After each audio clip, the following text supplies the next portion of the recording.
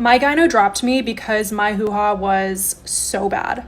It smells like booty in here. Yeah. I'm getting a nervous feeling in my stomach. I might start farting. I hate going in the bathroom after a bitch that got some stink ass. Like, I can't even afford to go in this bathroom because I'm not pulling my out in that stink ass air. Like, I can't do it. Did y'all see that video that creator made when she said her and her girlfriend was out? She said they goes to the bathroom and she smells an odor. So listen, her being a friend, she tells her girlfriend, she said, listen, she said, I think you got BV. It smelled like you got a little something going on. She was like, maybe you should go get checked out, you and your boyfriend, because it smelled like BV to me. Well, baby, her girlfriend did not take that kindly, honey. Ladies, we need to have a serious conversation about that smell. I did a video a few months ago where I talked about Brazilian waxers blowing the lid off of some of their unhygienic customers, and that video blew up. And I saw so many comments from you all who watched the video, and you shared your own personal testimonies, your own personal stories with encountering people who had a situation going on down below. But I want to have this conversation here today on the platform because in the past month and a half, I've had to have this conversation with a few women, letting them know that there was something off down there. And it's not an easy conversation to have. It's extremely difficult.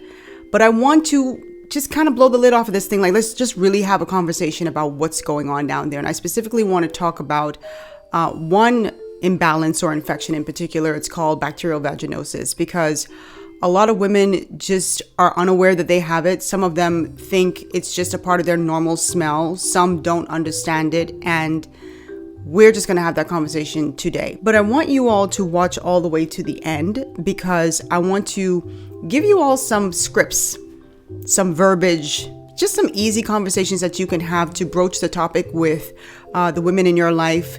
If you are experiencing this and you just don't know what to say because you're like, it's such an uncomfortable topic. I'm also going to be reading from some articles that basically validate what women have been saying all along, and doctors sort of ignored it. But now they're admitting, okay, there's some validity there.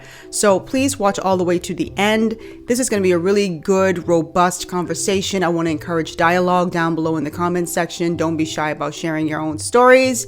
Let's just get right into it. Love me or hate me, God knows you made it. When he let his eyes on me. Hello, everyone, and welcome back to another episode of the Bahamian Gyal podcast. My name is Rogan.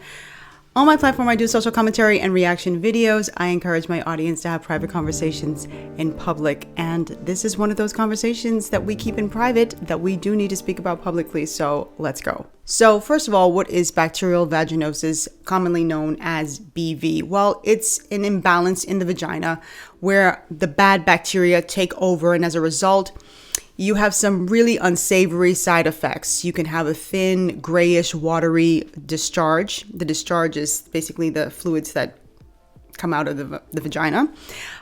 You can have a putrid odor. The smell is horrendous. I've heard a lot of people talking about yeast infections having a smell. Yeast infections don't have a smell. They don't smell like your normal like vagina or the way your vagina typically smells, but they don't have a malodor. They don't have a bad odor. Yeast infections are very different. That's when you have a proliferation of yeast, fungus. The vagina is very delicate. It has a very delicate ecosystem. So if one thing is out of whack, if you have more bad bacteria than good bacteria, and if you have then you're going to get a bacterial infection. And if you have more of the fungus, then you're going to get a yeast infection. And anything can throw that off. If you're someone who's not changing your tampon or your pad regularly, and you're creating this robust environment for bacteria to thrive, because you're just sitting in, we're grown. If this is not your kind of conversation, please just click off. It's fine. But I would love for the men to tune in too, because if you're a man who is with a woman and she's experiencing this, then, you need to hear this conversation as well. But if you're just sitting in a pad or you're leaving a tampon in for a long period of time, you're creating this horrible, horrible scenario for your vag where you can develop a bacterial infection or even a yeast infection or yeast imbalance, because that's really what it is. Another thing that causes BV, sex. A man's sperm, especially if he is finishing inside of his lady, is going to change the atmosphere in there. The vagina is very acidic and men's semen is alkalinic. So when that meets together, it can create a perfect storm that allows for BV to proliferate. Now, that was one of the things that women had been saying over the years, like, oh, wait, what's going on here? I don't get BV unless I have sexual intercourse. And once I have sexual intercourse, it's like this thing comes back. Let me answer this question. If you have reoccurring bacterial vaginosis, so AKA BV, and you've already been to your provider and you're getting on metronidazole, you're doing Metrogel, you're doing clindamycin, and it's still not being cured, please test for Mycoplasma genitalium and Neuroplasma. Those are hidden STIs that can be present near the cervix or in the vagina. And when you have those, you typically will have increased risk for reoccurrent bacterial vaginosis. That's just how that works. Ask your provider to test for that. The other thing is increase your vitamin D status. You're low or deficient, and that will also improve your immune system to prevent vaginal infections. Because if you want to take a probiotic, there is one on my showcase that is also great. But to be honest, you really should test for uroplasma and mycoplasma. And they're saying that a lot of men, particularly if they're uncircumcised, can carry a lot of bacteria in their foreskin, and that's passing it on to women.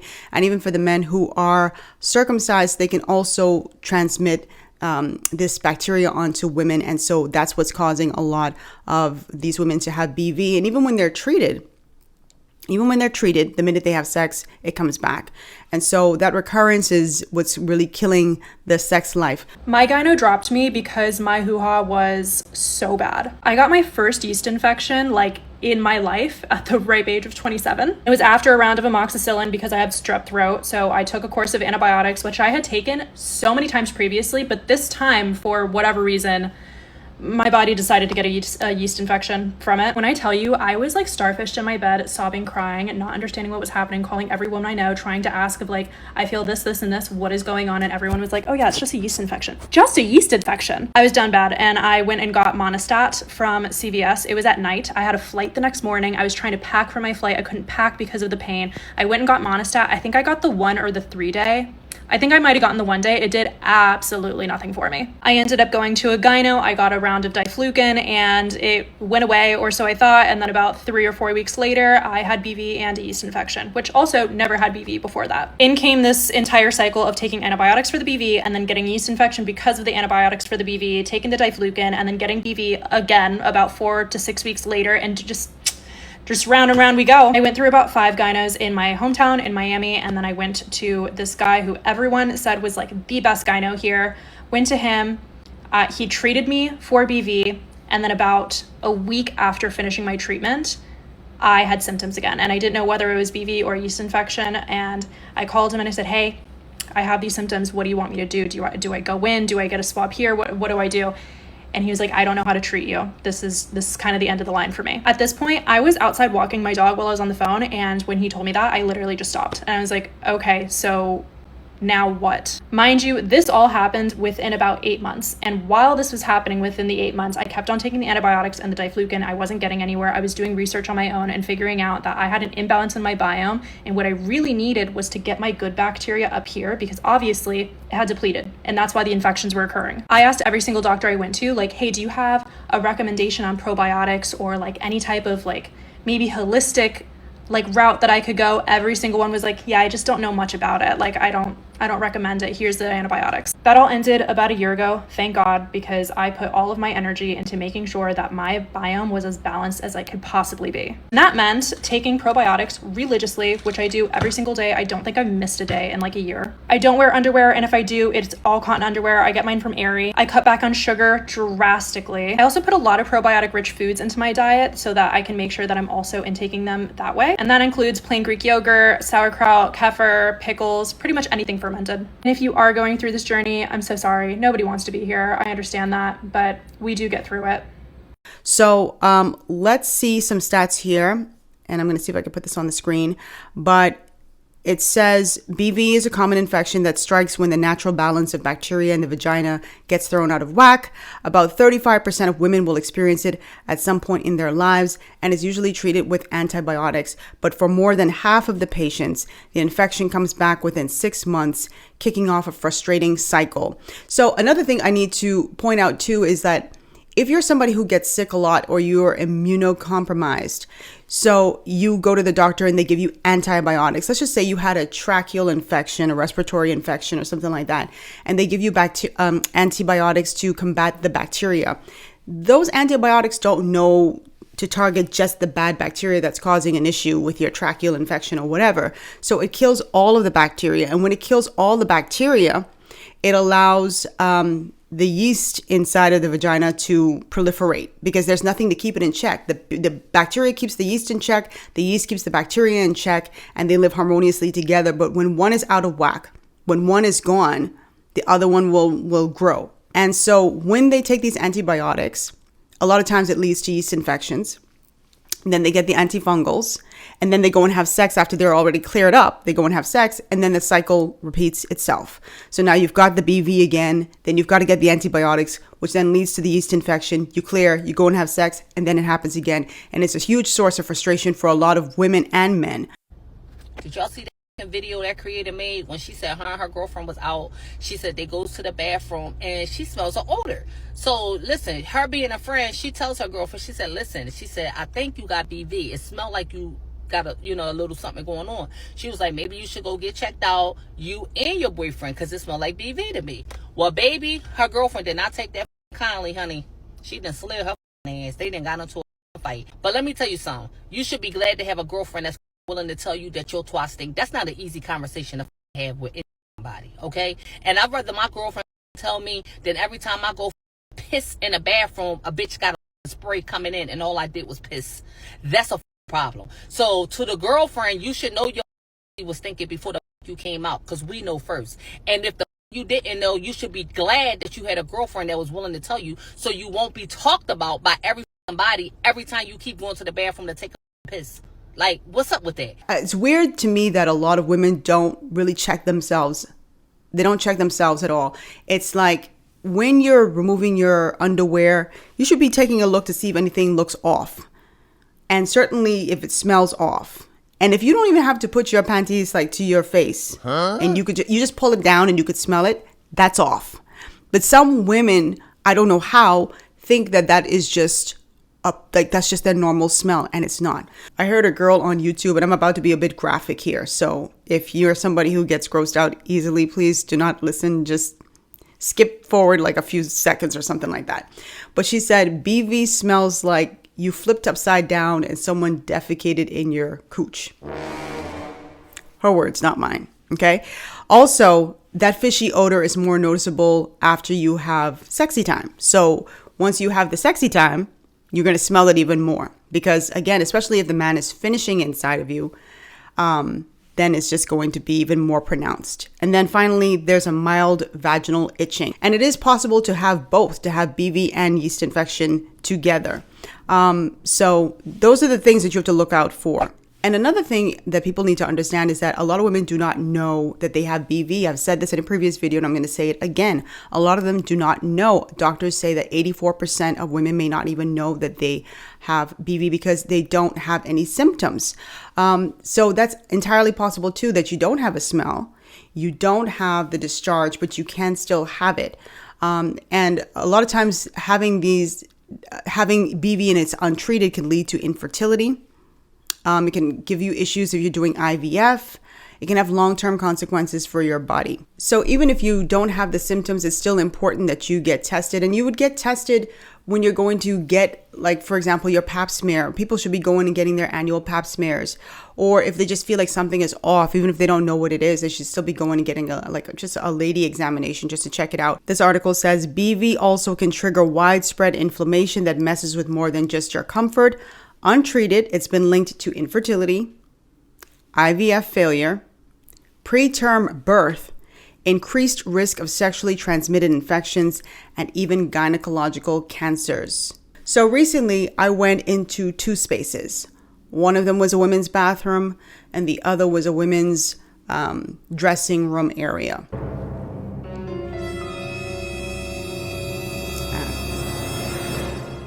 I've known, and I know many of you have known about, the women's bathroom area. Sometimes you will go behind someone if it's just like a one person stall, someone uses the restroom very quickly. So, they couldn't have done number 2. They had to have done number 1. And so you go behind them and you smell like a really foul odor. And you're like, what is that? It doesn't smell like a fart. It smells like the vag, and it's horrendous.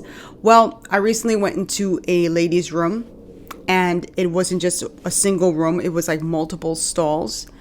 And a lady was right next to me. She came in and you could hear her peeing. And nothing else. And then she flushes the toilet and the scent just kind of wafted over. And it was so foul. It was like,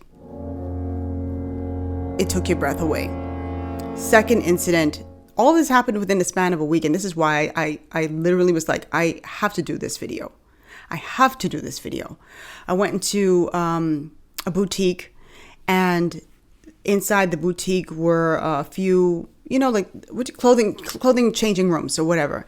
And so I went in, and there was only one person in there. You could hear, like, it was empty everywhere else. And it's just like one door closed, and it was just one person in there, and the whole area stunk so bad.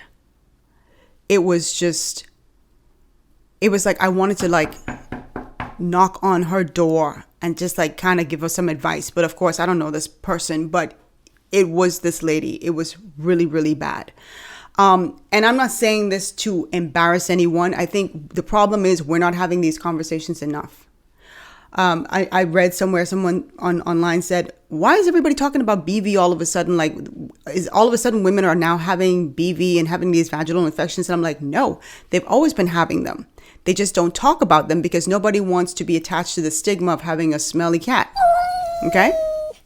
So what women do is they keep it quiet, or they try to like research it on their own or try to figure it out on their own. But in the community, as we're talking, that's when you start to get some answers as to what could possibly be going on.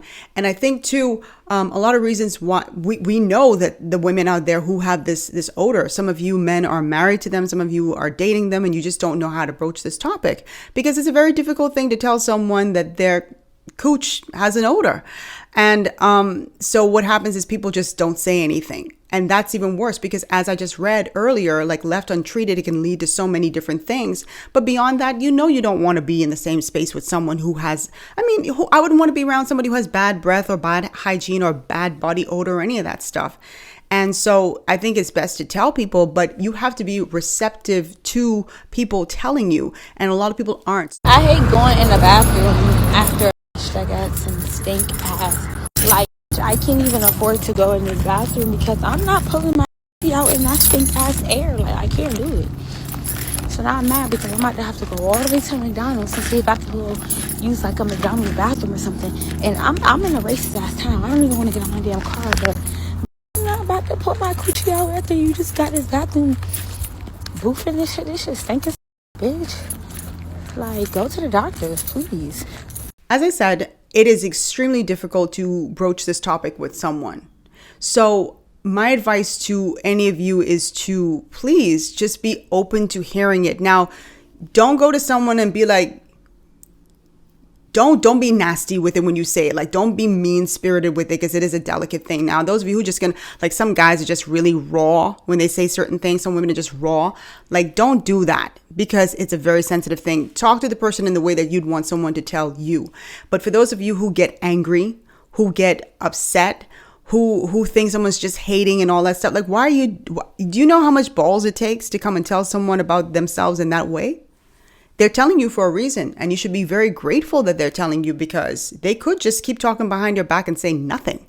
So definitely be open to that. With BV, research shows that it's more common with women who have multiple sex partners, or maybe a woman who was abstinent for a while and then she was good and then she starts again with a new partner, and then it triggers that, because again, you're two totally different biomes or two different bodies coming together, and you have your own thing going on individually, and then you're mixing, and some people just don't mix. There are women who could be with a man and constantly get BV, and the minute she leaves that guy, and we've read so many of these reports, the minute she leaves that man, she goes with another man, and it's years and years and years pass and nothing has happened. So they're just not compatible in that way. So I came across this article from the New York Post. The articles are all over the place, but I thought this one was interesting because they were talking to this woman. I think she created some product for men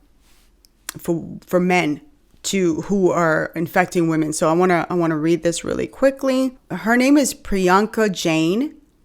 She's a CEO and co-founder of BVis, which is a vaginal healthcare platform. Now, this is something that a lot of doctors in the past would say, no, it's not the men, women. Maybe it's your hygiene and how you're caring for your vag that's causing these issues. And they didn't really, think that men could possibly be some sort of conduit for women to be getting BV. But she says men can carry and transmit the bacteria associated with BV because the bacteria can live on the skin and mucous membranes of the penis or genital area.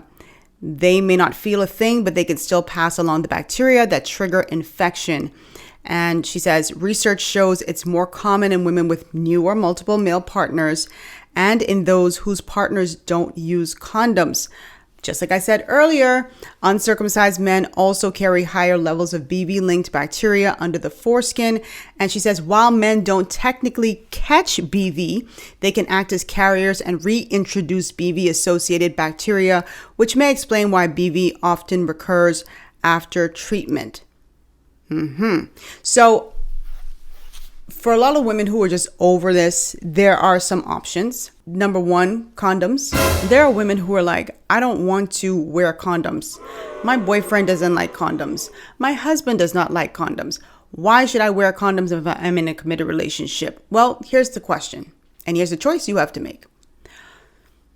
Do you want to wear condoms and be able to engage in the activity that you love with the person you love and not get an infection? Or do you want to not wear the condom and get BV, get treated, potentially get a yeast infection, get treated, get cured, have sex, get BV, get cured, get a yeast infection, get cured, have sex, get BV, then get a yeast infection, and then get cured, and then the cycle repeats. And I meant to say it over and over again because that's the recurrent cycle. That's what you go through. So which of those things do you want to do? The second thing is abstinence. I could just hear people going, girl, you tripping. It's either that or potentially see if maybe that person and you are just not compatible down there. Because it could be, like I've said, many women have said, I've switched partners and never had that issue again. Maybe you just two are not compatible in that way. Now, I'm not advocating for you if you're in a healthy, wonderful relationship with someone to just leave them because of that. But I'm just telling you, like that's also a possibility. Here's another thing too, what doctors have said, and they need to consider this.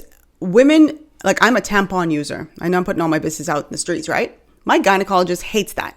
He hates that I wear tampons. He's like, you should not wear tampons. I knew that when I would get like bronchial infections and stuff, and I would get, antibiotics, it would definitely trigger a yeast infection because, of course, the antibiotics kill all the good bacteria. And so the yeast would proliferate. And so I'd get a yeast infection. Then I'd treat it and go away and I'm good to go.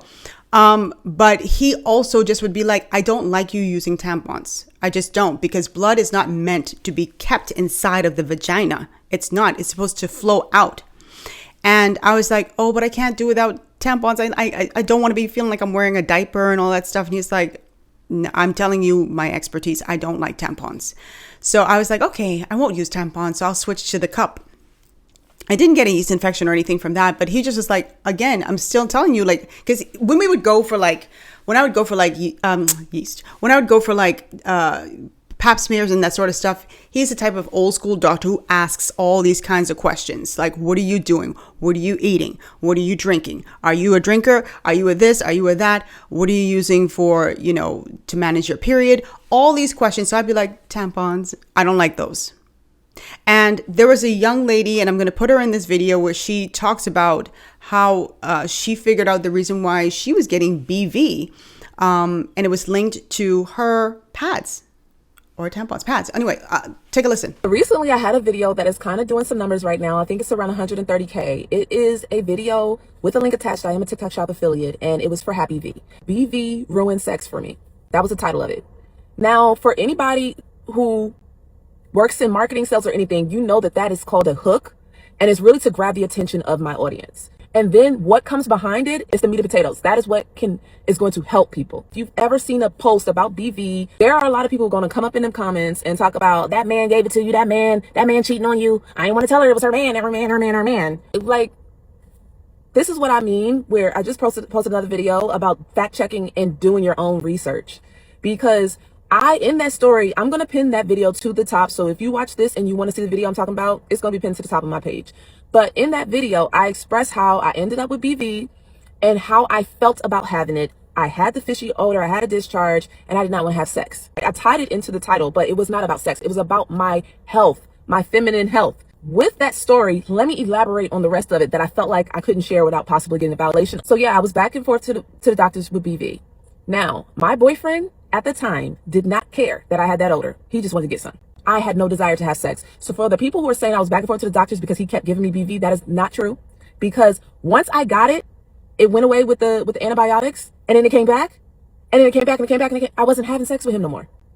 He was trying to convince me to have sex with him still because he was okay with it. I was not, so we didn't have sex. So the fact that it came back and came back and came back, and I was treated for it, it's not adding up, people. It's not adding up. Now, let me tell you what was consistent that happened every month. I would have BV. As soon as I realize I have it, I schedule a doctor's appointment for as soon as I can get it, which may be next week or the week after, right? I get the treatment for it. I have to take this treatment for 7 days. By the time I'm done taking this treatment, I'm clear for a good 2-3 days before my period comes down. So I'm on my period for 5 to 7 days. My period is done. Guess what's back? BV. You want to know why it was back? I was going to the same doctor over and over again. All this man did, a male doctor, all he did was keep prescribing me antibiotics. I went in there furious at one point, and I was like, something's got to give. You're giving me the same thing. It is getting rid of it, but it's coming back. There has to be a better solution. His solution was to put me on antibiotics for 6 weeks. He's like, you need to be on it for an extended amount of time, and this will stop that cycle. Me, I believed him. So I started taking it. It didn't come back until it did come back again. So I was like, okay, here we go again. So I went back to the doctors, and I'm like, I need to see another doctor. I went to the same place and I saw another doctor. This was a woman doctor, a black woman doctor. She asked me certain questions I had never been asked before. Of course, when is your last cycle? Told her. She was like, do you use pads? Yes. What kind? It begins with an A. Okay. Do you use tampons? Yes. What kind? It begins with an A. She goes, I think that you are allergic to the dyes in your pads and tampons. She was like, that brand bleaches or dyes their pads and tampons to get it to that color. She's like, I think you're allergic to it, and it keeps causing you to have BV every month. She's like, the only thing consistent every month with you is that you get your cycle every month, and after your cycle, BV pops up. I'm mind blown. I'm like, wait, what? Huh? Really? So she gives me the antibiotics again. She tells me get 100% organic cotton tampons and pads. Use that. So here I go. Next cycle, I done did my research. I found organic pads and tampons. My next cycle comes, I use that. It goes, no BV. The next cycle comes, I use that again. It goes, no BV. And since then, I have not had BV for a long stretch of time. When I got BV again, I did get it again. I never had it chronically again, but I did get it again. I was not even sexually active. But the point is, once I changed the brand of my pads and tampons that apparently my body was rejecting. This is something I had used. My mom, when my cycle started at 12. We went and got the brand of pads that she uses in the house. I have 2 older sisters. They all used it. And that's what we used. As I got older and I got into modeling, I started using tampons. So I went with the same brand of tampons that I used the pads. Okay? And I went years not even dealing with BV. Years. But at some point, my body had had enough of whatever the chemicals were in those tampons that I was shoving in there, and the pads that I'm putting on myself. My body got tired, and I had recurring BV. So I just want to say this. To the people who are in the comments saying it's that man, that man, that man. Your experience is your experience, okay? But my experience and the reason why I was having it over and over again was because the brands of the pads and tampons. So anyway, back to this article. It says, in a new landmark study, researchers found that treating male partners alongside women with BV slashed the chances of the infection coming back. In fact, the results were so strong that researchers cut the trial short to offer the treatment to everyone involved. And Miss McLean, I don't know if she's a doctor, says treating both partners at the same time helps break the ping-pong cycle of reinfection, reducing the likelihood of frustrating reoccurrences and downstream health impacts. So I'll post a link to this article down below in my description box because, like I said, this is not a sponsored post. I am not endorsing this product because I don't know anything about this. But for those of you who are interested, there is a treatment, I suppose, for both of these people. It's a 2-part antibiotic regimen. So yeah, I'll just post the link to the article down below because I just thought it was interesting. But like I said, it was a combination of things that led me to do this video. It was the comments that still come through to this day from that video on the Brazilian waxers. I get so many comments about that. And I would definitely encourage you all to watch that video after this one because it's a really good video. It's a fun video. This one is a little bit more serious because it's more educational, but one that we needed to have anyway. And then, like I said, in the past 2 months or so, I've had to have conversations with a number of women about it. And I said in my previous video with the Brazilian waxers that, you know, in my friend group, I'm always the one people kind of push to the forefront to like talk to people. And it's not something I'm comfortable doing. Like, I don't want to do it, but I'm always thinking from this perspective. If that were me, how would I feel knowing that everybody in this room were talking about me and did not even take the time to pull me aside and tell me, right? So I always operate from that premise that I'd want to be told. I would want to be told. I don't know about y'all. I ain't one of those people who like to live in denial. I want to know everything what's going on with me. And so I'm just like that type of person. It's like, okay, I want to just tell this person. So before we go, let me give you some, let me go to ChatGPT. I was just going to make something up. But let's go to ChatGPT. I'm going to type in something. Should I record this? Hold on. This is so interesting. This is also not a sponsored post by ChatGPT. So let's just ask ChatGPT. I am a husband whose wife keeps having a bad odor. A bad vaginal odor. Let's do that. How do I tell her she needs help without hurting her feelings? Is that good? I'm a husband whose wife keeps having a bad vaginal odor. How do I tell her she needs help without hurting her feelings? Let's see what ChatGPT comes up with. All right. It says, this is the result. This is a sensitive situation and you're right to think carefully about your approach. You can be honest without being hurtful if you focus on kindness, teamwork, and care. Here's a way to handle it that protects her dignity and helps her feel supported rather than criticized. So it says, choose the right moment. Please don't do this during sex. I just want to say that. Okay. Pick a private, calm time when you're both relaxed, not during intimacy. See, I didn't even read that. See, let me tell you something. I didn't even freaking read that before I said it, but okay. ChatGPT, we on the same page. Not during intimacy and not during an argument. Ooh, I didn't even think about that. Because you know how you all go. With your stank coochie. All right. Speak with love, not judgment. Frame the conversation around care and concern, not blame. So here's an example. Hey, love, I want to talk about something a little personal, but I'm bringing it up because I care about you and about us. This is good. ChatGPT, I was about to say the we, use the we, not you, because it's about us, right? ChatGPT, we run on the same page. This makes it feel like you're both on the same team. So for example, I've noticed a change in your vaginal scent lately. It's totally normal for that to happen, but I think it might be worth checking in with your doctor just to make sure everything is okay. I'll support you however you need.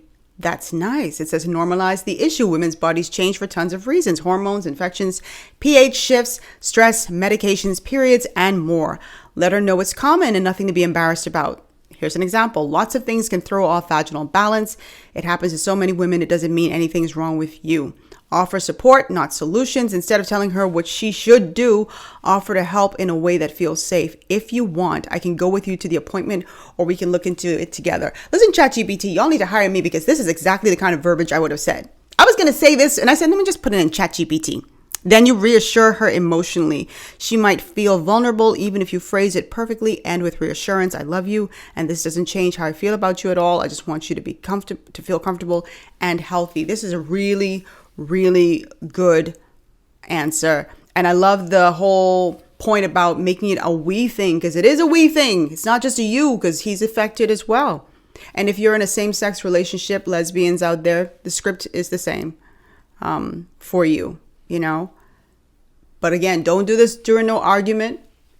Please don't do this during an argument. Like, you're gonna just, first of all, there's no coming back from it after that. You say anything to the in lines of you stink cooch and that's why you smell like da da da da. How can you come back from that? There's no coming back from it. There's no coming back. All right. So, okay, cool. So let's do another script. So that one was like for a husband and a wife, a boyfriend and girlfriend, a girlfriend and girlfriend. So that's your script. Okay. Make it a we thing. Don't do it during an argument. Don't do it during sex. Okay. I am a coworker. Oh no, that's just too formal. My coworker's vagina has a horrible smell.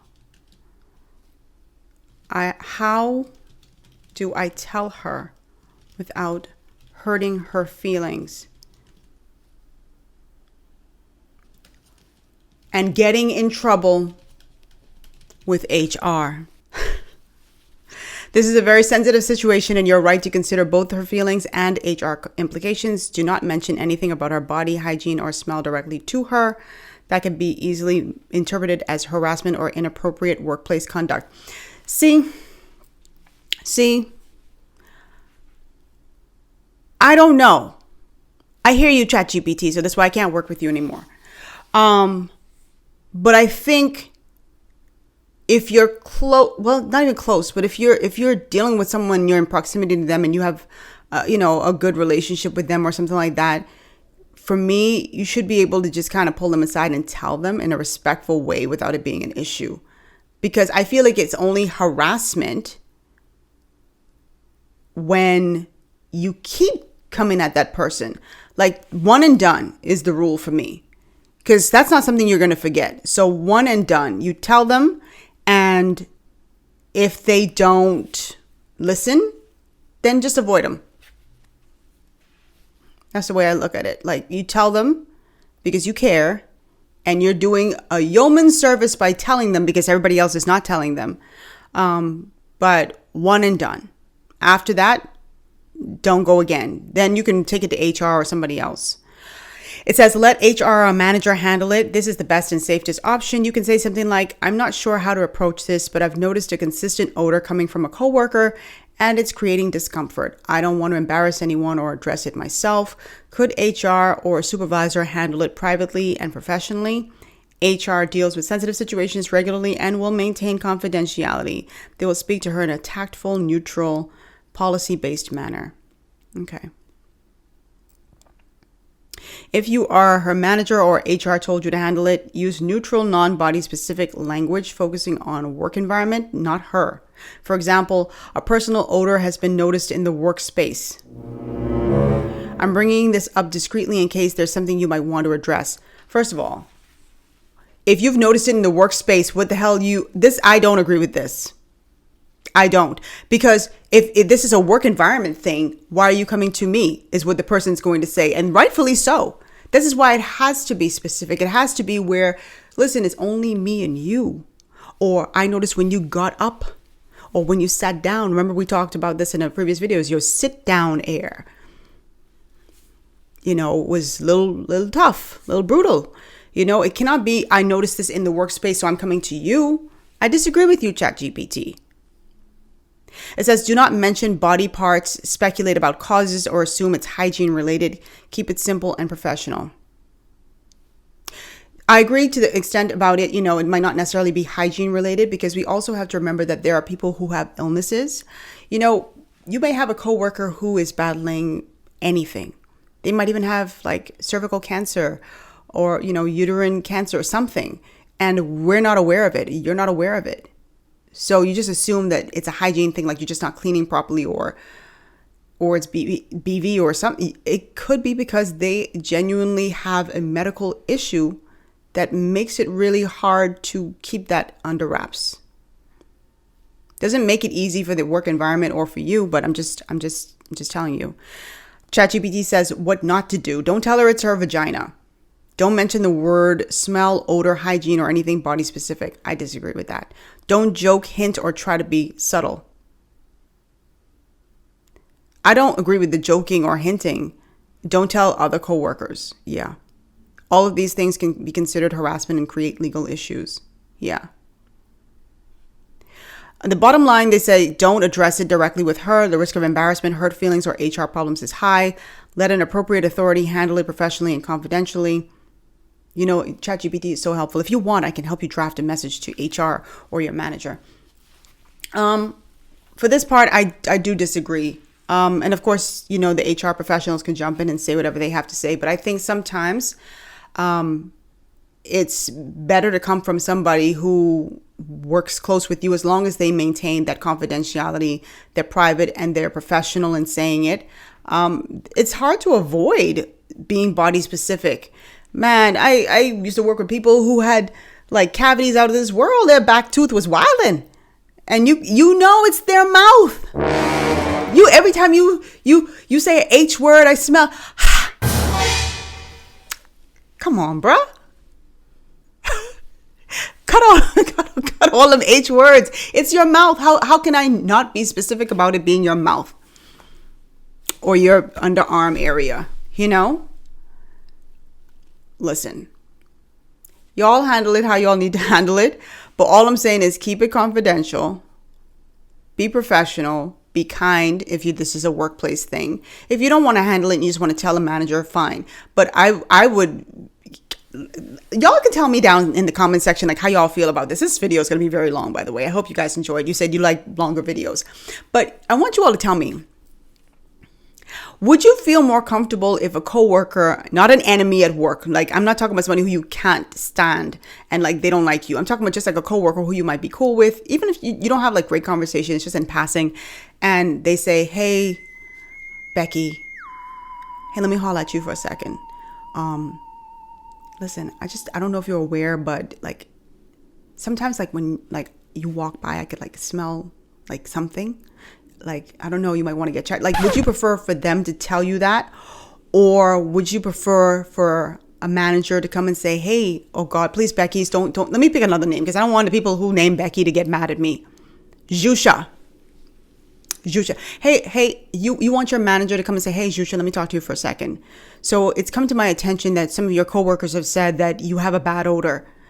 To me, I'd rather the first. That's just me. Y'all tell me what y'all prefer. I prefer the first because it's like y'all conspiring behind my back. Talk about my coach. I don't know. Y'all tell me which one y'all prefer. I don't know. I prefer for my coworker to just come on the slide and just come and say, hey, girl, handle that. You know? And be handle what? That. And I'd be like, what? Thank you. That's just me. Because if I have to go to a meeting where my boss sits down and says, listen, it's come to my attention, and they wearing a hazmat suit, it's come to my attention that, you know, some of your coworkers have complained about, you know, an odor emanating from your nether region. Listen, just take me out and shoot me in the backyard. Just put me down. Because now I cannot even work with you, because now I'm wondering which one of you know went to the boss to talk about my coochie. Y'all tell me which one y'all prefer. But anyway, I hope that this video was helpful in some respects. Please do your own independent research. When you go to your doctor, please talk to your doctor. Have a great relationship with your doctor where you like, don't hide any. That's the one place you should not be hiding anything. And if you have the kind of doctor that you don't feel comfortable with, then don't go to that doctor. Go to a new doctor who is, focused on educating you and helping you. If you're with a doctor who makes you feel uncomfortable or makes you feel like you're a nuisance or you just keep having this recurrent problem, switch doctors, please. And for the ladies out there who probably have been pulled aside by a coworker or friend, please know that they did that possibly out of love and concern and care, because they could have just not said a word. They could have said nothing. I've decided to retire from the business of telling people, because most times when I say it, and I do say it with love, I do, and care and consideration, and I don't make a big deal about it. I just kind of just want to say it so you can get some help, and a lot of women have gotten help. I say it because, again, I care, and most of the women, the majority of them, have said, I don't think I have one, but I'll check it out. Or some have said, really? Like, how, on a scale of 1 to 10, how bad is it? And then, they get it fixed. And then they say, thank you. And then a lot of times they'll say, hey, and if you smell anything off again, can you tell me? Sure. But every now and then you come across people who they lose their minds. They don't, they're pissed off that you said something like that. And so, I'm retiring. Drop your comments down below and let me know what you think about this topic. Oh, by the way, I think I said that there are ways to deal with it. And I said the condoms, and I said you can abstain. I said sometimes it's a change of partners because you just don't mesh well together. But also there are doctors who might put you on some sort of suppressive treatment for like 6 months or something like that to kind of like really get rid of it. And I think that there's some other tests that you guys can run. You just need to get the kind of doctor who's committed to getting to the bottom line, and just stick with that kind of doctor. But I don't think being on medication long term is the vibe, because you can build up a resistance to antibiotics, and that's not what you want. So I think you have to look into other ways. I wish this were studied more. I wish that like pharmaceutical companies or doctors or scientists really, went ham on this to figure out the real genesis and how to stop it, or to have a pill that's a preventative. I've heard women talk about taking, prebiotics and probiotics and that sort of thing. Some women have success, some don't. Those old wives' tales, ladies and gentlemen, about cutting garlic and putting in your coochie, please don't do that. And dipping tampons in yogurt, please don't do that. No. Drop your comments down below. You can follow me on Instagram at This Bahamian Gyal and TikTok at This Bahamian Gyal TBG. You can follow me on my blog, thisbahamiangyal.com. Please sign up for my newsletter and sign up for membership on my channel. And you can buy me a coffee. If you want to support this channel, you don't want to become a member, but you're kind of passing through, you like the video and you're like, I think the content creator did a great job. You want to buy me a coffee? I do buy coffee. So you can buy me a coffee. Everything is going to be down in the description box, and I'll put the QR code on the screen. I love you guys. Thank you so much to my audio podcast listeners. I really appreciate you all. Thank you so much to Garnett Brown for always watching the videos. I really appreciate you guys are like family now. And I will see you all in the next episode. I hope you enjoyed this. This one's probably going to be like close to an hour long. I'll see you guys next time. Bye. Toodles.